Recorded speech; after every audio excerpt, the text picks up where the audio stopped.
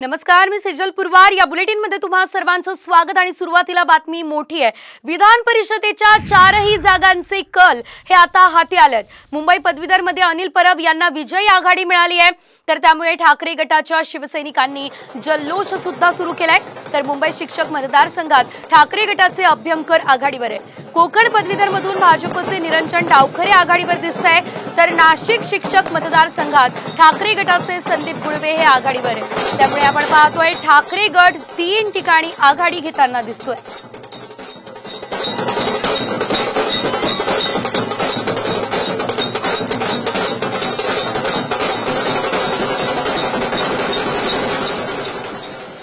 तर मुंबई पदवीधर निवडणुकीत ठाकरेंच्या शिवसेनेचे अनिल परब यांचा विजय जवळपास निश्चित मानला जातोय।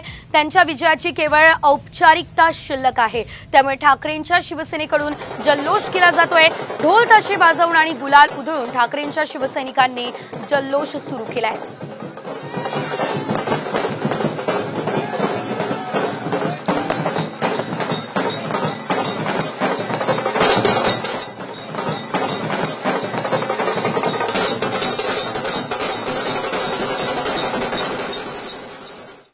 पुढे एक मोठी बातमी आहे। भाजपने विधान परिषदेच्या 5 उमेदवारांची यादी जाहीर केली आहे। माजी मंत्री आणि लोकसभा निवडणुकीत पराभूत झालेल्या पंकजा मुंडेंची विधान परिषदेवर वर्णी लागली आहे। तर रयत क्रांतीचे अध्यक्ष सदाभाऊ खोत यांना देखील भाजपने पुन्हा एकदा संधी दिली आहे। भंडाऱ्याचे भाजपचे नेते परिणय फुके, पुण्यातले योगेश टिळेकर, पिंपरी चिंचवडचे अमित गोरखे यांनाही संधी देण्यात आली आहे।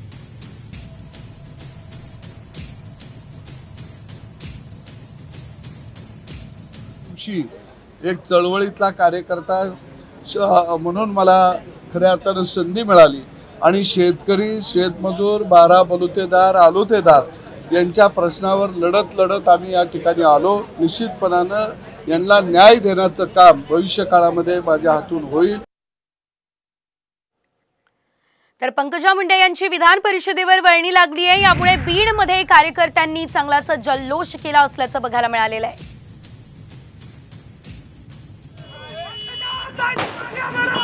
तर बीडमधल्या अनेक कार्यकर्त्यांची ही मागणी होती की पंकजा मुंडे यांची विधान परिषदेवर वर्णी लागावी, पंकजा मुंडे यांचं नाव समोर यावं। मात्र आता जर आपण बघितलं तर बीडमध्ये कार्यकर्ते चांगलाच जल्लोष करताय। आतषबाजी करण्यात आलेली आहे, एकमेकांना मिठाई भरवत आनंद व्यक्त करण्यात आलाय।